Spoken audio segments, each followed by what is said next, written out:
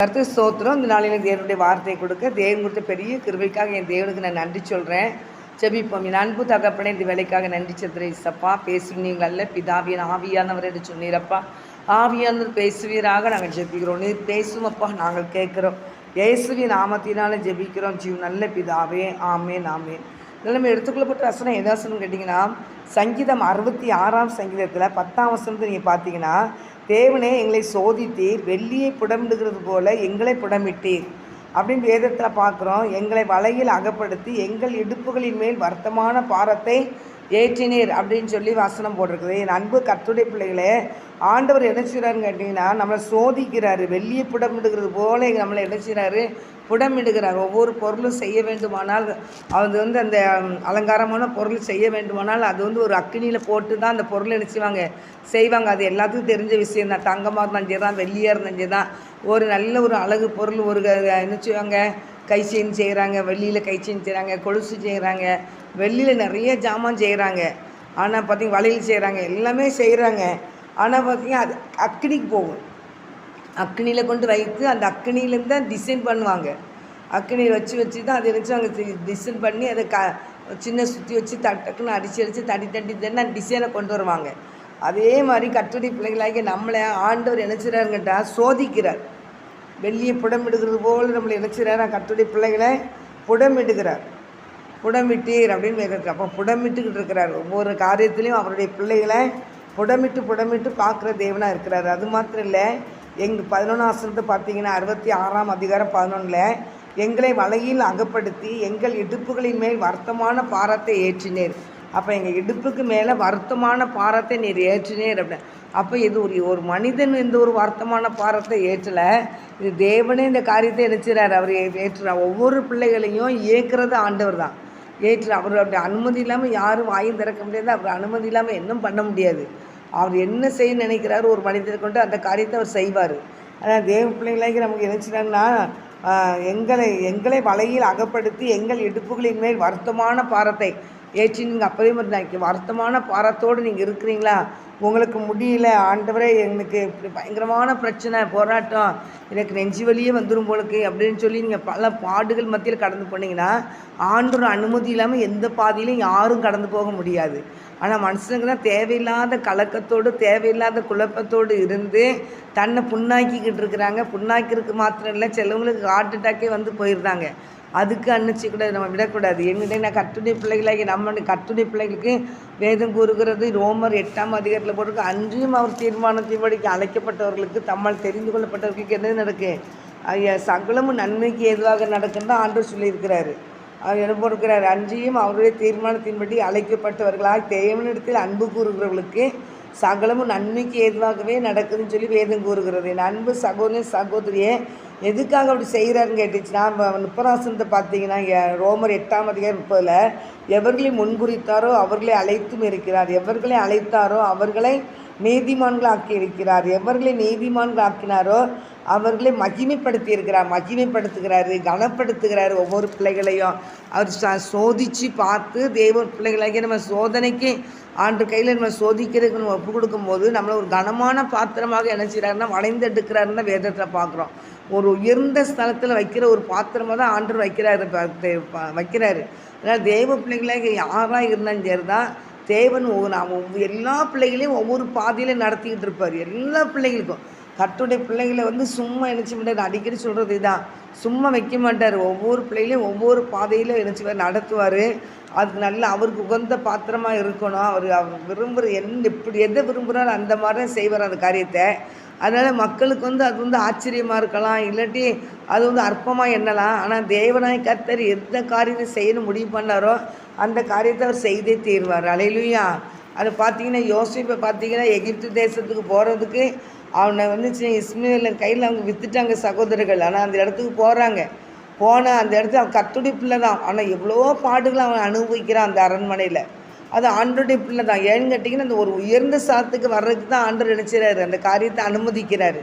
மேன்மையான இடத்துக்கு அந்த எகிப்து தேசத்துக்கே அதிபதியாக கர்த்தர் உயர்த்துக்கிறாருன்னா, அவன் சில பாடுகளை என்ன செய்யணும், அவன் பாடுகள் பட்டு தான் என்ன செய்யணும், எழும்பி வரணும். அதுதான் தேவ சுத்தமாக இருக்குது. அதனால் நான் என் பிள்ளை இனி அதிகமாக இவன் தேடுவான், அதனால் இவங்களுக்கெல்லாம் இவ்வளோ கஷ்டம் கொடுக்கூடாதுன்னு ஆண்டவர் நினைக்க மாட்டார். எவ்வளோத்துக்குள்ளே அவருடைய பிள்ளைகளை ஆண்டவர் நினச்சிறாரு சோதித்து பார்க்குறாரோ அவ்வளோத்துக்குள்ளே ஒரு உயர்வை கர்த்தர் கொடுக்குறான்னு சொல்லி வேதத்தில் பார்க்குறோம். என் அன்பு சகோதரி சில காரியங்களை நினச்சி என்ன செஞ்சிடக்கூடாது, சோர்ந்து போகக்கூடாது. சில காரியங்களை குறித்து நினச்சிக்கூடாது சோர்வு. என்னுடைய எல்லாம் தேவ அனுமதியோடு தான் எதுவுமே நடக்கும். எல்லா பிள்ளைகளுக்குமே உலகம் முழுவதும் இருக்கிற கர்த்தருடைய எந்த பிள்ளைகளாக இருந்தாலும் அவர் ஒவ்வொரு பிள்ளைகளையும் சோதித்து பார்த்து தான் என்ன செய்வார், ஆண்டவர் உயர்த்துவார். அதனால் தேவ பிள்ளைகளை இருந்த நிலைமைக்கு யாரையும் ஆண்டவர் உயர்த்த மாட்டார். 12ஆம் வசனத்தை பார்த்தீங்கன்னா, மனுஷரை எங்கள் தலைமையில் ஏறி போக பண்ணினீர், தீயும் தண்ணீரையும் கடந்து வந்தோம், செழிப்பான இடத்தில் எங்களை கொண்டு என்ன செஞ்ச விட்டீர். அப்போ மனுஷர் நம்ம தலைமையில் ஏறி போக ஆண்டவரே அனுமதிக்கிறார். ஏன்னா அனுமதிக்கிறார், மனுஷங்க நம்ம தலைமையில் ஏறி போகிறதுக்கு ஆண்டவர் அனுமதிக்கிறார். தீயும் தண்ணீரையும் கடந்து வந்தோம், தீயும் தண்ணீரையும் கடந்து போகிறதுக்கும் ஆண்டவர் அனுமதிக்கிறார். தீயும் தண்ணீரையும் கடந்து வர கூட ஆண்டவர் அனுமதிக்கிறார். ஏன்னா எல்லா பதிலும் அவர் இருப்பார், ஆண்டவர் இருப்பார். நான் தேவ பிள்ளைகளாகி நீங்கள் நினச்சிக்கூடாது. நம்ம வசனத்தை கூட பார்த்தீங்கன்னா, சாந்திராக் மேசக் ஆபேத்நேகோ கூட தீயை கடந்து வந்தாங்க, தண்ணீரை கடந்து வந்தாங்க. எல்லா பாதையும் அவங்க கடந்து வர ஆண்டவர் கிரியை செஞ்சார். அல்லேலூயா. அதான் நீங்கள் இப்போ என்னென்ன பாதையிலே நீங்கள் கடந்து போனாலும் எல்லா பாதையிலையும் பொறுமையோடு விசுவாசத்தோடு தேவனை முன்வைத்து நீங்கள் நடந்தீங்கன்னா கண்டிப்பாக ஒரு வேலை வரும்போது தேவனாய் கர்த்தர் உங்களை உயர்த்துவார். நீங்கள் கர்த்தருடைய பிள்ளைங்களாக இருக்கிறதுனால நீங்கள் ஆண்டோடைய உயர்வை நீங்கள் பெற்றுக்கொள்வீங்க. புறஜாதிகள் மக்கள் ஆண்டவரை அறியாத பிள்ளைகளுக்கு அது தெரியாது. ஆனால் தேவ பிள்ளைகளாகிய நம்மளை என்றைக்கு ஆண்டவர் ரட்சிக்கிறாரோ அன்றைக்கி சில காரியங்களை நம்மளை கையில் என்ன செஞ்சிடுவார், பொறுப்பை கொடுப்பார். பொறுப்பை கொடுத்து என்ன செய்வார், சோதிச்சுக்கிட்டே இருப்பார் ஆண்டவர். அதனால தகப்பன் அவர் நேசிக்கிற பிள்ளையை சிச்சிக்கிறார், அவ்வளோதான். அவர் அவருக்கு அந்த எதிரில் போட்டிருக்கோம், தகப்பன் நேசியாத பிள்ளைகள் புத்திரன் உண்டோன்னு சொல்லி சங்கீதத்துலேயும் போட்டிருக்கிறோம். இது எபிரேயரில் கூட 12ஆம் அதிகாரத்தில் ஒரு வசனம் நீங்கள் போட்டிருந்து பார்த்தீங்கன்னா அது என்ன போட்டிருக்குன்னு கேட்டிங்கன்னா 5ஆம் வசனம், 12ஆம் அதிகாரம் 5ஆம் வசனத்தில் போட்டிருக்கோம். அன்றியின் மகனே, கர்த்தருடைய சிற்றையை அற்பமாக எண்ணாதே, அவரால் கடிந்து கொள்ளப்படும் போது சோர்ந்து போகாதே. கர்த்தர் எவனிடத்தில் அன்பு கூறுகிறாரோ அவனை அவர் சிட்சித்து தாம் சேர்த்து கொள்ளுகிற எந்த மகனையும் தண்டிக்கிறார் என்று பிள்ளைகளுக்கு சொல்லுகிறது போல அவர் என்ன செய்கிறாரா, சொல்லுகிறாராம். உங்களுக்கு சொல்லுகிற புத்திமதியை மறந்தீர்கள். ஏன் மறக்கிறீங்க? தேவன் நீங்கள் சிச்சையை சகிக்கிறவர்களான இருந்தால் உங்கள் தேவன் உங்களை புத்திரராக எண்ணி நடத்துகிறார். தகப்பன் சிச்சியாத புத்திரன் உண்டோங்கிறார். ஆண்டவர் சிச்சிக்கிறார், நிறைய காரியங்களை கடந்து போக வைப்பார். ஆண்டவர் என்னைக்கு அவருடைய பிள்ளைகளை தொட்டு அவருடைய பிள்ளைகளை கர்த்தர் மாற்றுகிறாரோ அந்த நாளிலேயே அவங்களுக்கு நிறைய ட்ரைனிங் கர்த்தர் கொடுப்பார். அது 8ஆம் வசனம் நீங்கள் பார்த்தீங்கன்னா, எல்லாருக்கும் கிடைக்கும் சிச்சி உங்களுக்கு கிடையாது இருந்தால் நீங்கள் புத்திரராயிராமல் வேசியின் பிள்ளைகளாக இருப்பீர்கள். எல்லாத்துக்கும் என்ன செய்ய கிடைக்கும் சிச்சையை உங்களுக்கு கிடையாது இருந்தால் எல்லாத்தையும் அவருடைய பிள்ளைகளை எல்லாத்தையும் சிச்சிப்பார். ஒவ்வொரு பிள்ளைகளையும் தேவன் புடமிட்டு தான் கொண்டு போவார். அதான் இந்த யோபு கூட போட்டிருக்கோம், நீர் சோதித்த பின்பாக நினச்ச சுத்த பொண்ணாக விளங்குவேன்னா அவர் என்ன பாவம் செஞ்சார் என்ன போட்டுச்சு இல்லை. ஆனாலும் சில காரியங்களை சோதிக்கிறதுக்காக சாத்தான் போய் உத்தரவு கேட்பான். உடனே ஆண்டவர் அந்த உத்தரவு கொடுத்துருவார். உத்தரவு கொடுத்துட்டு அதில் அவர் மேலே கவனமாக, அவன் யோபு மேலே ரொம்ப கவனமாக இருப்பார் ஆண்டவர். பார்த்தீங்கன்னா அந்த அப்போ சோதிக்கும் போது ஆண்டவர் சொல்லுவார், என் மீட்பர் உயிரோடு இருக்கிறார், நான் அவரை பார்ப்பேன் அப்படின்னு சொல்லுவார். அது மாத்திரம் இல்லை, சோதித்த பின்பாக நான் என்ன சுத்த பொண்ணாக விளங்குவேன் அப்படின்னு சொல்லுவார். தேவ பிள்ளைகளாக நமக்கு ஆண்டவர் சோதிக்கிறாருன்னு தெரிஞ்ச பிறகு நம்ம நினச்சக்கூடாது, ஆண்டத்தை முறுமுறுக்கக்கூடாது, எதிர்த்து நிற்கக்கூடாது.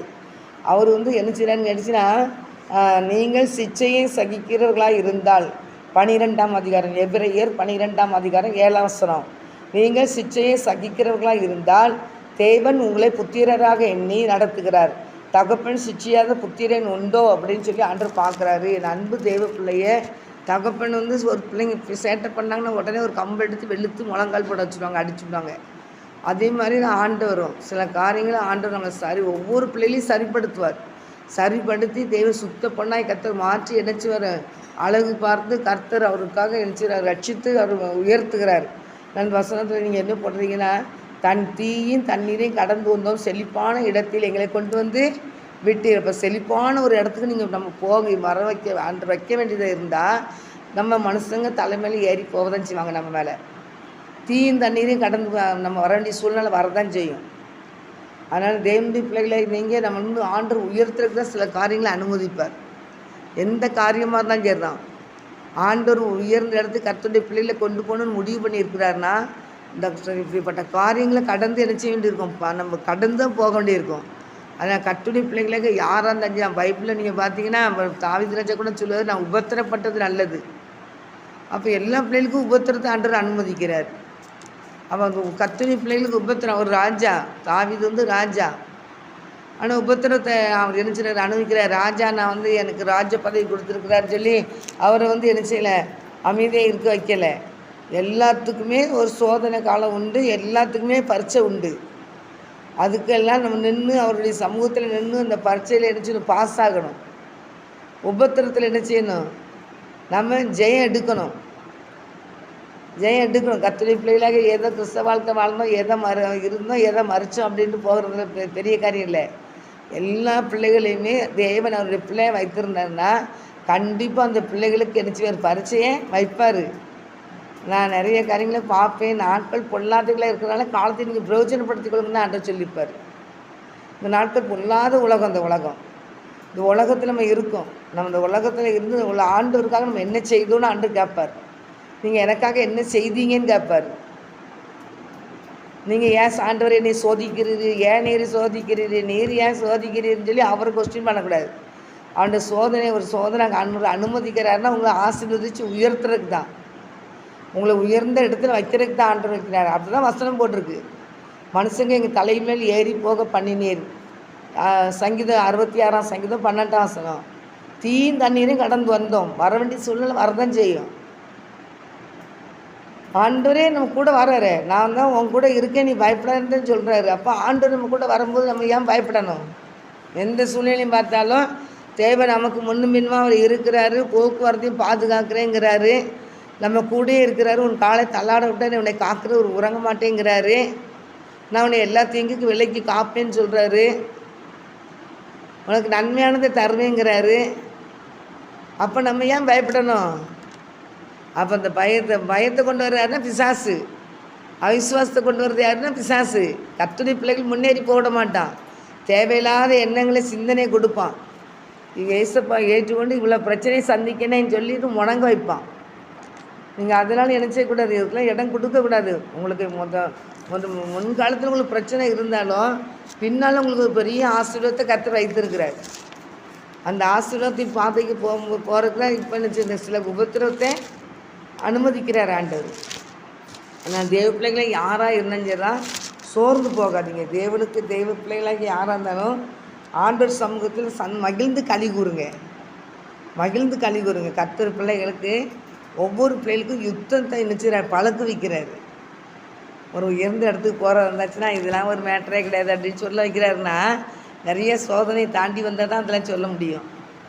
இல்லாட்டி நம்மளும் ஆரம்ப காலத்தில் என்னாலாம் பயந்து பயப்படுவேன், நடுங்கும்.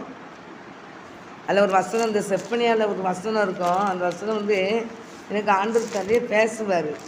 நீ நினச்சி வேணா திகிலுக்கு தூரமாவா அப்படிங்கிற வசனம் இருக்கும். அதெல்லாம் பார்த்து பயப்படுவேன், நான் ரொம்ப பயப்படுவேன். செப்பனியா 3ஆம் அதிகாரத்தில் இந்த 15ஆம் வசனத்தில் இருக்கும். கர்த்தர் உன் ஆக்கினைகளை அகற்றி உன் சத்துருக்களை விலக்கினார், இஸ்ரவேலின் ராஜாவாகிய கர்த்தர் உன் நடுவிலே இருக்கிறார், இனி தீங்கே காணாதிருப்பா. இந்த வசனம் இல்லை, இன்னொரு வசனம் இருந்துச்சுன்னா அது சங்கீதத்தை அங்கே இருக்குதுன்னு நினைக்கிறேன்.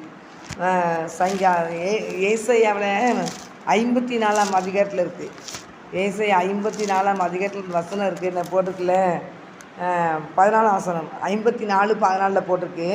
நீதியினால் ஸ்திரப்பட்டிருப்பாய், கொடுமைக்கு தூரமாவாய், பயமில்லாது இருப்பாய், திகிலுக்கு தூரமாவாய், அது உன்னை அணுகுவது இல்லை அப்படின்னு வசனம் கொடுத்துட்டாரு.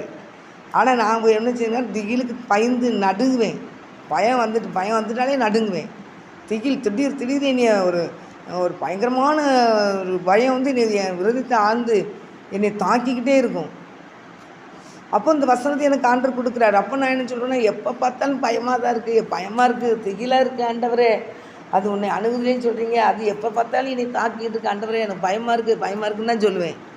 ஆனால் இப்போ அதிலலாம் ஆண்டவர் என்ன செஞ்சார், நம்மளை நடத்தி நான் நாளையில் எனக்கு செஞ்சுருக்கிறாரு. அதெல்லாம் பார்த்தா ஒன்றுமே கிடையாது. சாஸ் அந்த கிரியில் அழிச்சு ஜெபிக்க வச்சார்.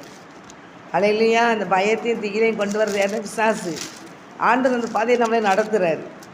அதுக்கிட்டலாம் கொண்டு விட்டு விட்டு என் பிள்ளைய நினச்சின்னா ஒரு யுத்த வீரர்களாக கர்த்தர் மாற்றுகிறார். ஒரு வசனம் இருக்குல்ல, இந்த ஏசாயா 41ஆம் அதிகாரத்தில் போர் அடிக்கிறதுக்கு ஒரு கருவியாய் கர்த்தர் இணைச்சிறாராம், மாற்றுகிறாராம். 41ஆம் அதிகாரம் 15ஆம் வசனத்தில், இதோ போர் அடிக்கிறதுக்கு நான் உன்னை புதிதும் கூர்மையான பற்கள் உள்ள எந்திரமாக்குகிறேன். நீ மலைகளை மிதித்து நொறுக்கி குன்றுகளை பதருக்கு ஒப்பாக்கி விடுவாய் அப்படின்னு சொல்லி வசனம் கொடுத்துருக்குறேன்னா, போர் அடிக்கிறதுக்கு நான் உன்னை புதிதும் கூர்மையான பற்கள் உள்ள எந்திரமாக்குறேன்னு சொன்னால் ஆண்டவர் அதுக்கு ட்ரைனிங் கொடுப்பாரு. முதல்ல அந்த மிஷின்களை பார்த்தா பயமாக தான் இருக்கும். அந்தந்த காரியங்களை அவர் அப்படி சொல்லிடுவார்.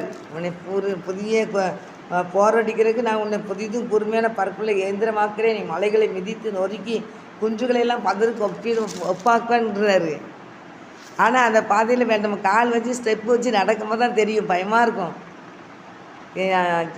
ஆனால் ஆண்டர் அடிக்கடி சொல்லுவார், நான் உன்னை இப்படி தான் வச்சுருக்கேன், இப்படி தான் வச்சுருக்கேன், இப்படி தான் வச்சுருக்கேன்னு சொல்லிக்கிட்டே இருறாரு.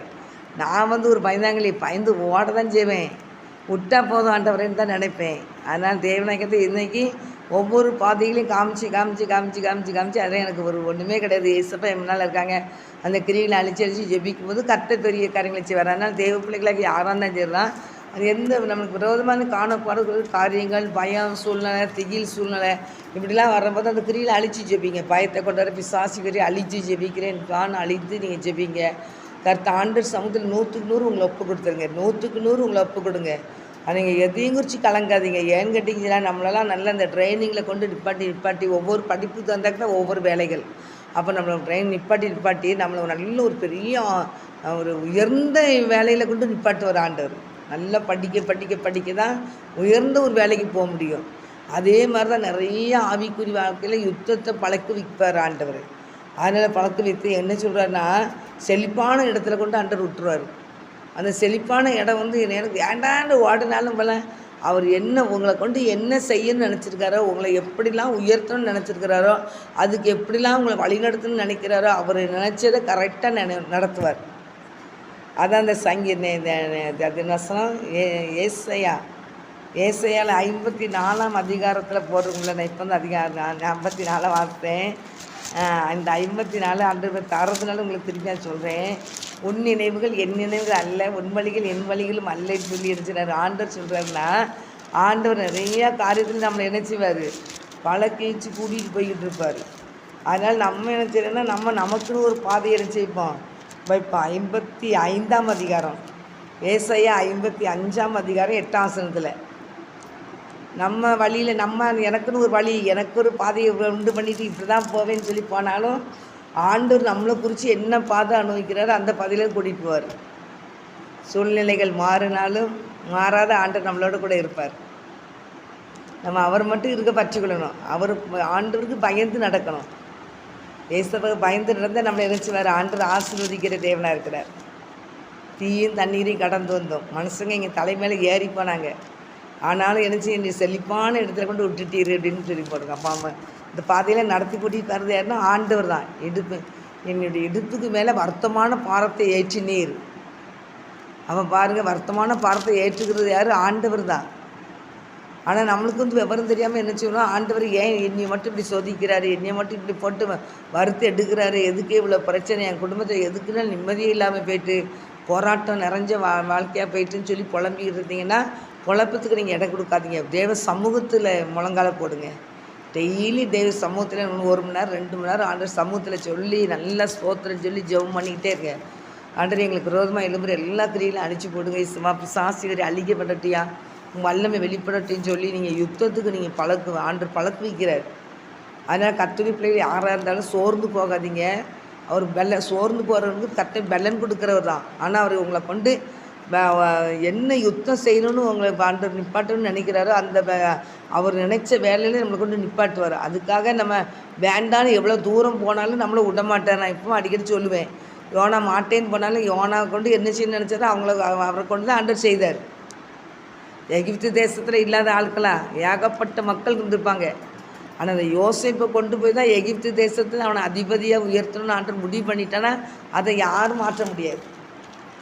உங்களையும் என்னையும் கொண்டு என்ன செய்யணும்னு தேவன் திட்டம் வச்சுட்டாரோ அந்த திட்டத்தை வேறு யாரும் மாற்ற முடியாது. ஒரே வசனம் சொல்லிட்டார் 55 ஏசாயா 55:8. உங்கள் நினைவுகள் என் நினைவுகள் அல்லவே அல்லட்டார். உங்கள் வழி என் வழி அல்லவே அல்லட்டார். அப்போ நம்ம எண்ணத்தை முட்டி முட்டி மோதினாலும் நம்ம மண்டை தான் உடையுமே தவிர நம்ம நினைக்கிறலாம் ஒன்றும் நடக்காது. தேவன் உங்களை குறித்து என்னையை குறித்து என்ன திட்டம் வச்சுருக்கிறாரோ அந்த திட்டம் நடக்கும். உங்களை எப்படி அந்த அந்த அவருடைய திட்டத்துக்கு நீங்கள் ஒப்பு கொடுத்தீங்கன்னா கண்டிப்பாக உயர்ந்த இடத்துல கொண்டு ஆண்டவர் நிப்பாட்டிடுறார். தேவ பிள்ளைகளாக நம்ம அவருக்கு பயந்து நடப்போம். தேவ சித்தத்துக்கு நம்மளை ஒப்பு கொடுப்போம். நம்மளை அவர் நடத்துகிற பாதையில் நம்மளை ஒப்பு கொடுத்து போகும்போது தேவனாகிய கர்த்தர் நம்மளை வர ஆசீர்வதிக்கிற தேவனாக இருக்கிறார். மரியாதை தேடி என்ன செஞ்சாங்க? மரியாளுக்கும் தேவதூதருக்கும் நிறையா பேசிக்கிட்டே இருக்காங்க. நான் திருமணம் முடிக்காதவங்கெல்லாம் அப்படின்லாம் பேசுகிறாங்க. ஆனால் தேவனால் கூட இருக்காரு ஒன்றுமே இல்லைன்னு சொல்லி தூதன் பேசுகிறார்.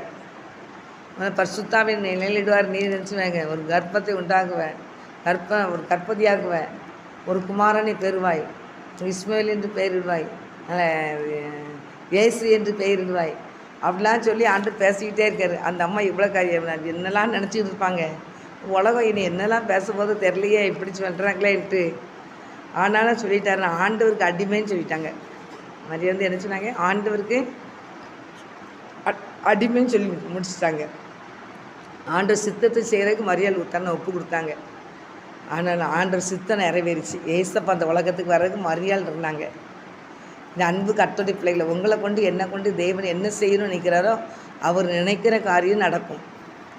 நம்ம நினைவுகள் வந்து நம்ம மாம்சத்துக்கு இடம் கொடுத்தோம்னா அந்த ஆசீர்வாதம் இழந்து போயிடக்கூடாது.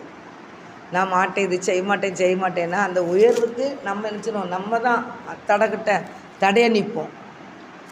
தேவன் என்ன நினைக்கிறாரோ அதுக்கு நம்மளை என்ன செய்யணும்? ஒப்பு கொடுக்கணும். அதனால் கர்த்தருடைய பிள்ளைகளை யாராக இருந்தாலும் சரி தான். சோதனையை பார்த்து பயப்படாதீங்க. அந்த சோதனையெல்லாம் சாதனையை கர்த்தர் மாற்றுவார். நீங்கள் அழ பிறந்தவங்க கிடையாது, ஆழ பிறந்தவங்க யாராக இருந்தாலும் சரி தான். தேவன் என்னைக்கு ஏசப்பாவை அப்பான்னு சொல்லி கூப்பிட்டீங்களோ அன்னைக்கே இந்த உலகம் முழுவதையும் ஆளுகிறதுக்கு உங்களை ஆண்டவர் அழைக்கிறார். சோத்திரம் சொல்லி ஜெபிக்கும் போது உங்கள் வாயின் வார்த்தையில் கர்த்தர் கிரியை செய்வார். நான் உங்களை கொண்டு என்னென்ன செய்யணும் திட்டம் போட்டாரோ அவ்வளோ கரெக்டாக அவர் செய்வார். அதனால் ஆண்டவர் ஏசப்பாடைய கருத்தில் நீங்கள் ஒப்பு கொடுங்க. ஆண்டோடைய கருத்தில் ஒப்பு கொடுத்து நீங்கள் தாழ்மையாக இருக்கும்போது தேவன் நம்மளை கொண்டு பெரிய கருணை செய்வார். தேவன் நம்மளை ஆசீர்வதிப்பார், உயர்த்துவார். மாம்சத்துக்கு இடம் கொடுக்காதீங்க. மாம்சம் வந்து விரும்புகிறது இடம் கொடுத்தீங்கன்னா நம்ம வந்து உயர்ந்த இடத்துக்கு போகவே முடியாது. சாசி என்ன செஞ்சிட்டோன்னா நம்ம கீழே தான் தள்ள பார்ப்பான். தேவ சித்தத்துக்கு நீங்கள் ஒப்பு கொடுத்துருங்க. மாம்சக்குரிய அழிக்கப்பட்டு போட்டுன்னு சொல்லுங்கள். ஆவியானவரை என்னை எடுத்து நீர் பயன்படுத்துன்னு சொல்லுங்கள். உங்களை மேன்மையான இடத்துக்கு கொண்டு போய் ஆண்டவர் உயர்த்துவார். அடுபட கிருபையும் பாக்கியத்தை கத்த தந்து உங்களை கத்தரை ஆசீர்வதிப்பாராக. ஆமேன். ஆண்டவரே இந்த நாள் பேச நம்முடைய வார்த்தைக்காக நன்றி. ஒவ்வொரு பிள்ளைகளையும் நீர் ஆசீர்வதிங்க. சோதனைகளை பார்த்து சோர்ந்து போகாதபடி கர்த்தாவே ஸ்தோத்திரம். பாடுகளை பார்த்து பயந்து போகாதபடி கர்த்தாவே தேவனுடைய பாதம் தேவ சித்தம் என்னை நடத்துகிறார் என்ற உணர்வில் இருதயத்தை கொடுத்து தெய்வனை உடைய சமூகத்தில் அதிகமாக தேடட்டும் அப்பா. உடைய பிள்ளைகளுடைய சமூகத்தை அதிகமாக தேடி இந்த ஆசீர்வாதத்தை பெற்றுக்கொள்ளட்டும், இந்த உயர்ந்த இடத்தை பெற்றுக்கொள்ளட்டும் ஐயா. கர்த்தப்படி செய்ய போகிற கிருபைக்காக ஸ்தோத்திரம். எங்களை தாழ்த்துகிறோம், எங்களை வெறுமையாக்குறோம். இயேசு கிறிஸ்துவின் நாமத்தினால ஜெபிக்கிறேன் நல்ல பிதாவே. ஆமென். ஆத்துமாவை கர்த்தரை சோதரி, முழுவதும் சாமத்தை சோதரி, ஆத்துமாவை கர்த்தரை சோதரி. கர்த்தர் செய்த சகல உபகாரங்களையும் மறவாதே. ஆமேன். கர்த்தர் உங்களை ஆசீர்வதிப்பாராக. ஆமேன்.